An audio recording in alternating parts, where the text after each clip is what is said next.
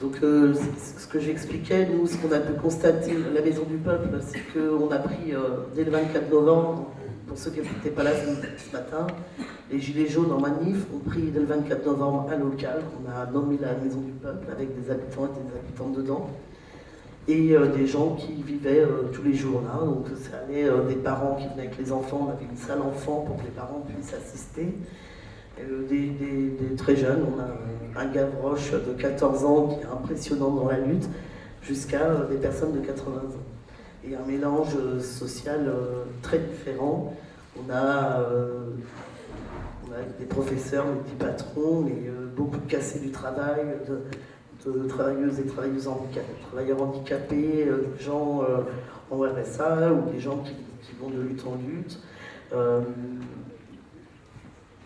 Voilà, enfin, il y a un peu on est très différents. Une parité, c'est important. Dans la lutte avec les Gilets jaunes, là où je suis contente, c'est qu'on a la parité. Il y a autant de femmes que d'hommes, et ça, c'est important pour le mouvement. Et notamment, vous allez le voir dans la légalité. Et donc voilà, pour que vous me maîtrisiez un peu, on s'est réunis, d'autres ont des ronds-points. Nous, on a ce lieu de rencontre et on faisait aussi des actions d'éducation populaire. Et très très rapidement, on était obligé d'aller vers comprendre un peu nos droits pour pouvoir réagir effectivement et réagir ensemble.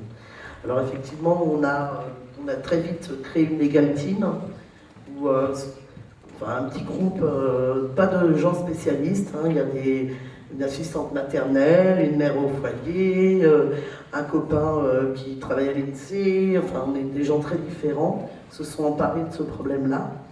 Et c'est pour s'organiser et qu'on soit efficace, pour ne pas perdre de temps là-dessus, mais aussi pour aider efficacement les camarades qui tombaient enfin, dans la lutte. On se sont emparés de ce travail-là et se sont informés pour nous informer, pour avoir des informations, je ne sais pas si je m'explique bien, des informations collectives, pour qu'on, quand on va en manif, on soit armé et être le plus efficace pour nous défendre s'il y a besoin. Voilà. Je voulais revenir aussi sur un point. Nous, on a eu, c'est ce que j'expliquais ce matin, on a eu 2 blessés très graves, 5 arrestations de personnes très, très impliquées dans la Maison du Peuple, dans son fonctionnement, des jeunes. Et là, on a aujourd'hui 2 camarades en prison à Rennes, qui est quand même à, je sais pas, 200 km de Saint-Nazaire, et un à Fleury-Mérogis, parce qu'il a refusé de passer en comparution immédiate, donc il passe le 21 mai. On veut entièrement remercier les camarades de Paris, et, la Legal Team de Paris, alors je ne sais plus laquelle, de Saint-Louis. Saint-Denis, la Legal Team de Saint-Denis, qui a beaucoup aidé et qui a pris le relais pour nous, parce que c'est pas facile financièrement, on n'est pas des salaires très très élevés, donc on ne peut pas se déplacer partout non plus.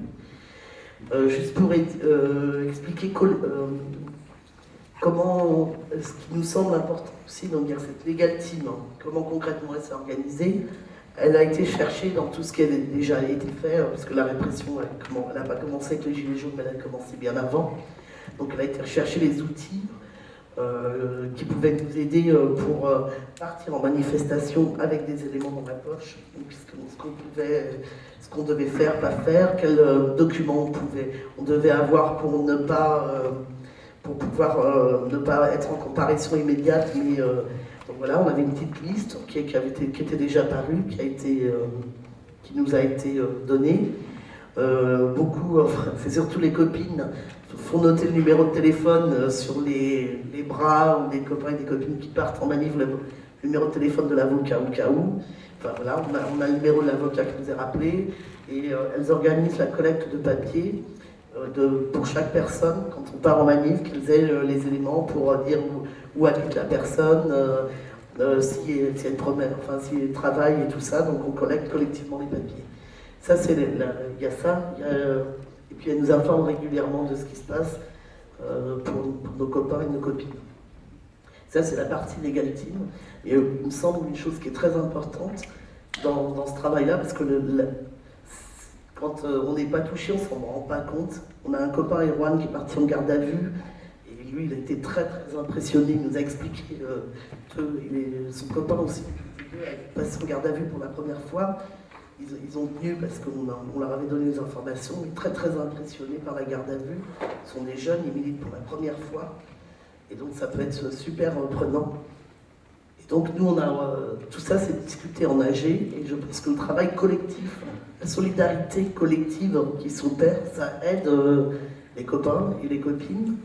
Et ça ouvre les portes parce qu'on se demandait comment, tout à l'heure on se disait on a tous le même problème et comment on agit ensemble.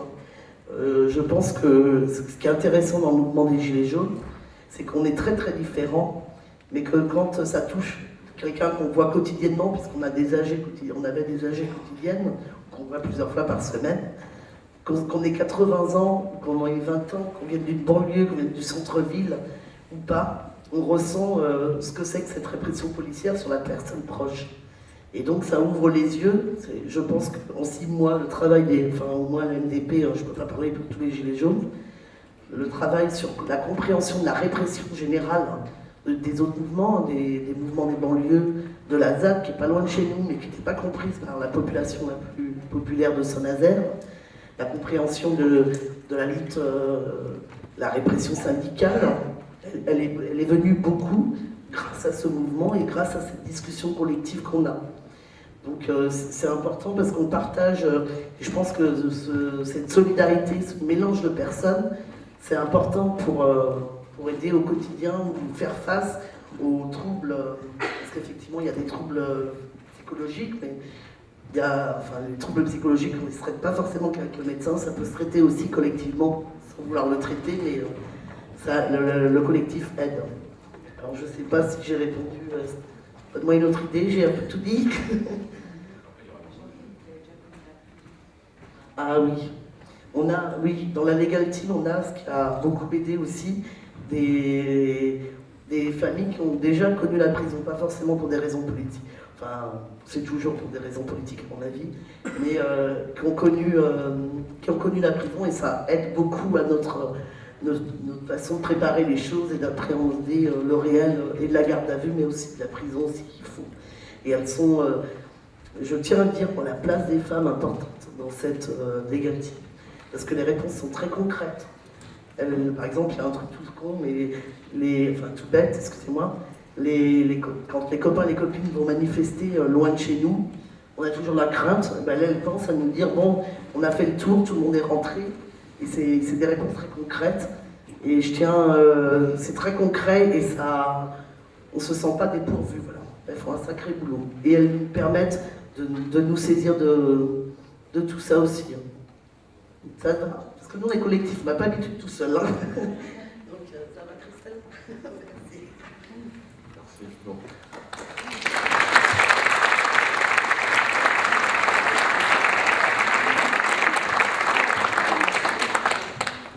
Une première question, à la fois pour toi, mais aussi pour éventuellement des gens dans la salle, c'est comment s'organise la solidarité financière, à la fois pour les personnes qui sont blessées, je ne sais pas s'ils ont besoin d'aide aux soins, etc., ou à payer les frais médicaux, et aussi pour les personnes poursuivies, parce que les frais d'avocat c'est cher, c'est des gens qui ont des petits revenus, des revenus modestes ou pas de revenus du tout. Et comment on s'organise tout ça? Est-ce qu'il y a d'autres expériences dans gens ici qui tentent de mener ce type de solidarité concrète, et y compris par rapport aux gens, il y a beaucoup de détention préventive, ça veut dire l'envoi de colis pour les personnes incarcérées, donc toute une organisation logistique derrière pour le faire. Pour en parler un petit peu, puis s'il y a d'autres gens qui peuvent s'exprimer là-dessus ensuite. Nous, on a rapidement créé une cagnotte, on est passé par PayPal, et donc on gère cette cagnotte, la Legal Team gère cette cagnotte elle sert à payer l'avocat, mais aussi à payer tous les besoins quand les copains et copines sont détenus, là les vêtements, tous les besoins, tout ce qui est cantine, on aide au niveau des cantines et tout ça. Voilà. Ça c'est une cagnotte et c'est un souci aussi permanent dans nos actions, d'avoir ce côté activité financière pour ne pas oublier et pour pouvoir répondre le mieux. Eh oui, on pense à écrire aux copains et aux copines, ça paraît pas, mais ils sont super heureux de recevoir. Enfin, voilà.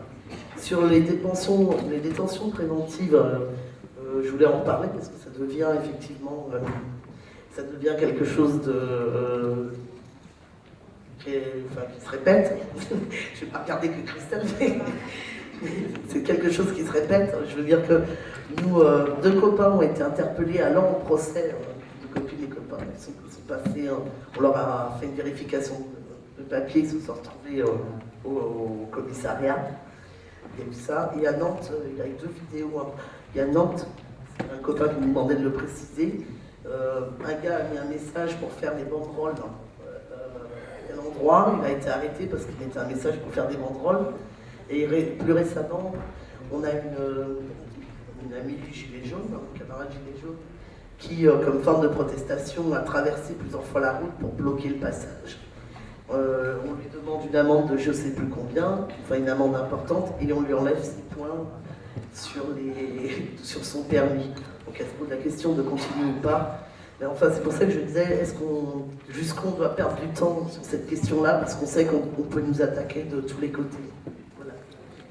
Et on a commencé à nous réprimer, on a été chercher tous ceux qui avaient lutté avant et qui avaient créé les éléments.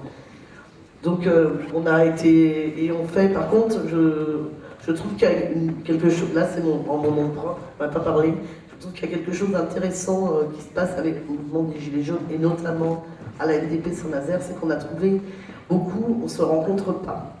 Beaucoup de personnes, on ne se rencontre pas. Même à Saint-Nazaire, on n'a pas les mêmes lieux de vie, les mêmes lieux d'achat, les mêmes lieux de culture, les mêmes lieux. Et à Saint-Nazaire, la NDP a permis de donner un lieu de rencontre de personnes extrêmement différentes. Et le mouvement des Gilets jaunes, enfin, pour nous, ça a été ça. Et je pense que c'est là où c'est un levier de mobilisation. Parce qu'à partir du moment où on se connaît, par exemple, c'est votre proposition, monsieur, c'est typique une proposition d'agir quand on va en manif. Mais à partir du moment où on se connaît, où on se reconnaît comme étant gilet jaune de la NDP, tout ça, on reconnaît la lutte des autres et on s'ouvre. Chez nous, par exemple, les plus jeunes, ils appellent ça les manifs pépères de Saint-Nazaire. Mais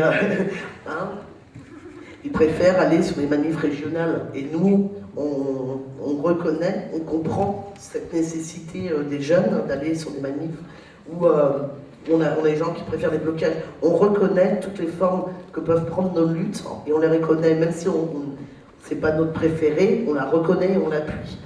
Et c'est cette rencontre, ce lieu de rencontre de nous toutes et nous tous. C'est ça qui nous manque, hein, parce que la première violence, la première répression, la première violence, c'est une violence symbolique. On n'a pas les mêmes lieux de vie, on n'a pas les mêmes lieux de... Même pour faire nos courses, on ne fait pas les courses au même endroit. Il faut qu'on trouve, hein, tout ensemble et tous ensemble, c'est des lieux de vie, de discussion communs. Je ne sais pas si je m'explique bien, mais il va falloir, pour qu'on puisse avancer, coordonner et se comprendre les uns et les autres et les unes et les autres, il va falloir qu'on trouve des lieux communs. Et je trouve que c'est l'avantage du Gilet jaune, c'est un lieu commun de rencontre hebdomadaire importante.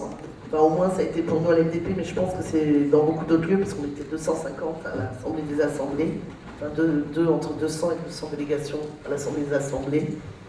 Et il faut qu'on trouve ça, et c'est là où est le levier de mobilisation politique. Voilà.